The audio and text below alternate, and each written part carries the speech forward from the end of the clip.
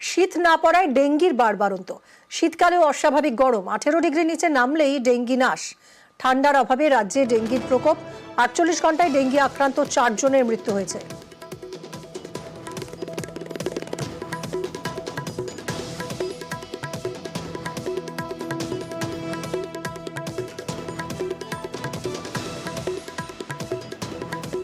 আমাদের কাছে খবর আছে যে ওয়াইফ উনি মেয়ের বাড়িতে ছিলেন, মেয়ের বাড়ি থেকে জ্বর অবস্থা এখানে এসছেন, তারপরে হসপিটালে ভর্তি হয়েছিল, আইডিতে ভর্তি হয়েছিল। সেখানে এখন শুনছি যে আর কি উনি মারা গিয়েছেন।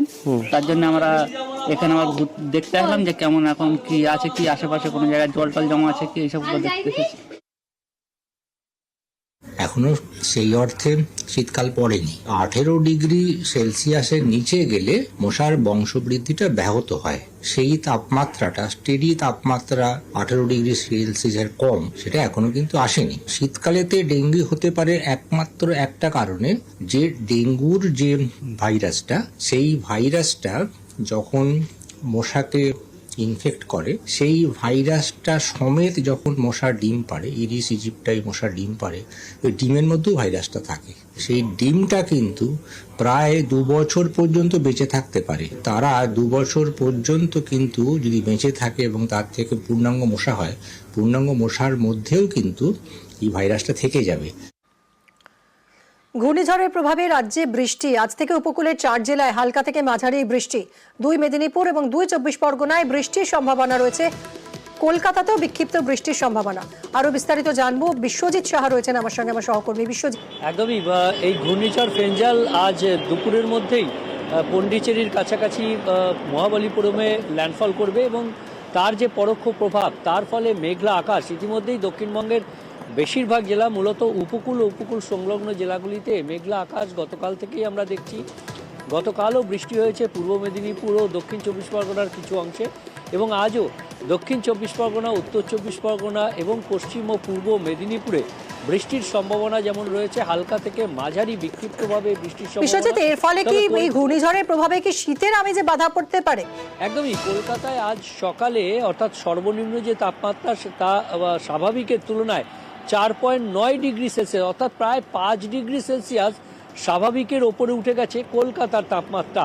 ঠিক দক্ষিণবঙ্গে উপকূল ও উপকূল সংলগ্ন জেলাগুলিতে যেরকম রাতের তাপমাত্রা বেড়েছে, কারণ মেঘলা আকাশ হলেই তাপের বিকিরণ হতে পারে না, তার ফলেই রাতের তাপমাত্রা বেড়ে যায়। আর সর্বনিম্ন তাপমাত্রা বেড়ে যাওয়া মানে শীতের আমেজে একটা বড় ধাক্কা। আর সেই শীতের আমেজের ধাক্কা তো অবশ্যই, এবং এই শীতের আমেজ অনেকটাই কমে যাবে, যদিও এই মেঘলা আকাশের কারণে যে দিনের বেলার যে তাপমাত্রা, সেটা স্বাভাবিকের নিচে থাকবে। আর তার ফলে এই শীতের আমেজে একটা যে আমেজ হচ্ছিল এবং শীতের স্পেল পশ্চিমের জেলাগুলিতে ছিল, সেই স্পেলটায় বাধা পড়বে। তবে আবহাওয়া দপ্তরের বিজ্ঞানীরা আশ্বাস দিচ্ছেন যে ডিসেম্বরের প্রথম সপ্তাহে আরও একবার পাড়া পতনের সম্ভাবনা রয়েছে। ধন্যবাদ বিশ্বজিৎ। মিমি এবং বিশ্বজিৎ যেরকম জানাচ্ছিল যে এই ঘূর্ণিঝড়ের প্রভাবে রাজ্যে বৃষ্টির সতর্কতা রয়েছে। আজ থেকে উপকূলে 4 জেলায় হালকা থেকে মাঝারি বৃষ্টির সম্ভাবনা রয়েছে। এদিকে এতে চিন্তায় পড়েছেন কৃষকরা। ধান কাটার কাজ শুরুর সময় বৃষ্টিতে চিন্তা বাড়ছে কৃষকদের। কথা বলবো, কাকদ্বীপ থেকে রয়েছেন আমাদের প্রতিনিধি বিশ্বজিৎ হালদার। বিশ্বজিৎ, চাষিরা কি বলছেন? এই চাষের ক্ষতির একটা আশঙ্কা থেকে যাচ্ছে এই বৃষ্টিতে। হ্যাঁ, একেবারেই। দেখো, সেই শঙ্কাই কিন্তু চাষিরা করছে, কারণ গতকাল থেকে যেটা বিকাল থেকে যেটা দেখা গেল, আকাশ মেঘলা হয়ে এসছে এবং আজকের ভোরের দিকে কিন্তু হালকা একটা বৃষ্টি হয়েছে দক্ষিণ চব্বিশ পরগনার উপকূলীয় এলাকাগুলিতে। একেবারে সেই জায়গা থেকে কিন্তু চাষিদের কপালে কিন্তু চিন্তার ভাঁজ, কারণ এই মুহূর্তে ধান কাটা চলছে এবং সেই ধান কেটে তড়িঘড়ি কিন্তু গলাজাত করার চেষ্টা করা হচ্ছে। যেমনটাই হাওয়া অফিসের তরফ থেকে পরিষ্কার করে বলা হয়েছে যে গাঙ্গেয় পশ্চিমবঙ্গ উপকূলে কিন্তু হালকা একটা বৃষ্টির সম্ভাবনা থাকতে পারে, এবং সেই সংখ্যাটাই কিন্তু চাষিরা যেটা মনে করছেন, যদি এই মুহূর্তে যদি বৃষ্টি হয়, তাতে করে কিন্তু এই যে ধান যে মাঠে রয়েছে, সেটা ধান কিন্তু ক্ষতিগ্রস্ত হবে। কয়েকদিন আগে ভুগছেন কৃষকরা এবং ধান কেটে দ্রুত গোলায় তোলার কাজও চলছে। মহা সমস্যা, ধান জলে পড়ে আছে, আবার এই বৃষ্টির সমস্যায় চাষিরা কত দুর্ভোগে ভুগবে সেই বলার নয়। অর্ধেকই ধান ওঠেনি, আজকের আবার মেঘলা। বৃষ্টি হলে ধান মাঠে থেকে যাবে, বউ বাচ্চা নিয়ে এসে ধান তুলতে হচ্ছে আমাদের। অনেক কষ্ট করে ধানকে করে চাষ করেছি। আমাদের সারা বছরের খাওয়া দাওয়া খোরাকি এই ধান আর চাল। যদি মাঠের মাঠে ধান মাঠের না পাই বাড়ি নিয়ে যেতে, তা আমাদের অবস্থা খুবই খারাপ, আমাদের না খেয়ে মরতে।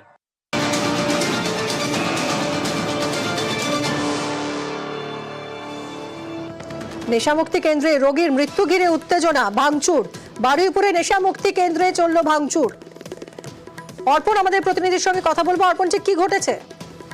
দেখো, সৌরভ মন্ডল নামে সাউথ গড়িয়ার এক যুবক, তিনি 1.5 বছর ধরে এই নেশামুক্তি কেন্দ্রে চিকিৎসাধীন ছিলেন। গতকাল সন্ধ্যায় হঠাৎই তার মৃত্যুর খবর যায় পরিবারের কাছে এবং পরিবারের লোকজন এসে দেখে তার শরীরে একাধিক আঘাতের চিহ্ন রয়েছে এবং এলাকাবাসী যেটা অভিযোগ, দীর্ঘদিন ধরেই এই নেশামুক্তি কেন্দ্রে যারা চিকিৎসা করাতে আসছেন তাদেরকে বেধড়ক মারধর করা হয়, এমনটাই তারা অভিযোগ করছেন। এই খবর চাউর হওয়ার পরেই এই সৌরভের পরিবারের লোকজন নেশামুক্তি কেন্দ্রে ব্যাপক ভাঙচুর চালায়। এই খবর বারুইপুর থানার পুলিশ পাওয়ার পরে ঘটনাস্থলে পুলিশ এসে পুরো পরিস্থিতি নিয়ন্ত্রণে আনে এবং যারা রিহাব সেন্টারে ছিলেন তারা সেখান থেকে, যারা চিকিৎসা দিচ্ছিলেন তারা সেই নেশামুক্তি কেন্দ্রের যারা মানুষজন তারা সেখান থেকে পালিয়ে যান। সমস্ত যে অভিযোগ রয়েছে সেই অভিযোগ খতিয়ে দেখতে বারুইপুর থানার পুলিশ। ধন্যবাদ অর্পণ। আবাসে রাজ্যের উপর দায় চাপালেন শুভেন্দু অধিকারী। দুর্নীতির জন্যই টাকা আটকে রয়েছে বলে দাবি বিরোধী দলনেতার। দুর্নীতি শুধরালেই আবাসের টাকার ব্যবস্থার আশ্বাস।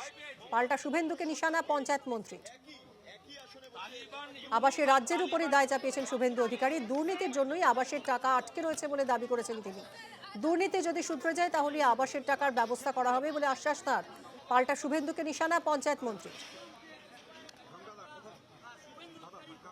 এখন অবধি প্রায় 47 লক্ষ ইউনিট প্রধানমন্ত্রী আবাস গ্রামীণ এবং আরবান দিয়েছে, যার ইউটিলাইজেশন দিয়ে টাকা নেওয়া হয়েছে তার উত্তর মাননীয় প্রদীপ মজুমদার দিতে পারেননি। 82 লক্ষের কাছাকাছি শৌচালয় পেয়েছে পশ্চিমবঙ্গ। কে পেয়েছে শৌচালয় কেউ জানে না।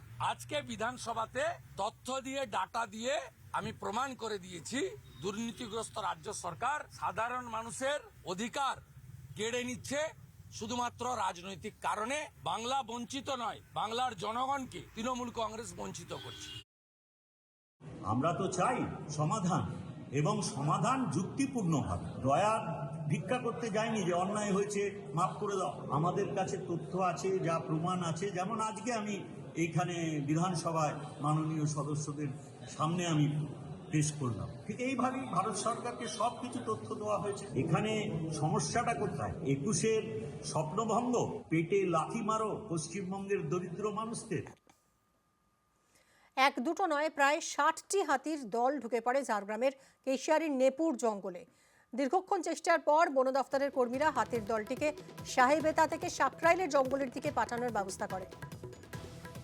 60খানা হাতির দল ঢুকে পড়ে ঝাড়গ্রামের কেশিয়ারির নেপুর জঙ্গলে।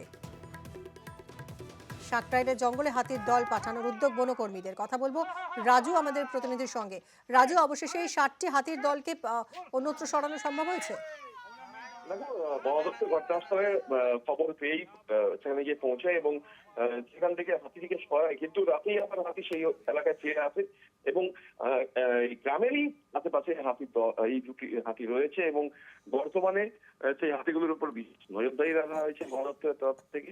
কিন্তু মানুষের বক্তব্য, যেভাবে হাতির দল আসছে এবং গতকাল আবার নতুন করে একদল হাতি আবার ঢুকেছে, সেই জায়গা থেকে আতঙ্কের মধ্যে রয়েছে গোটা এলাকার মানুষজন।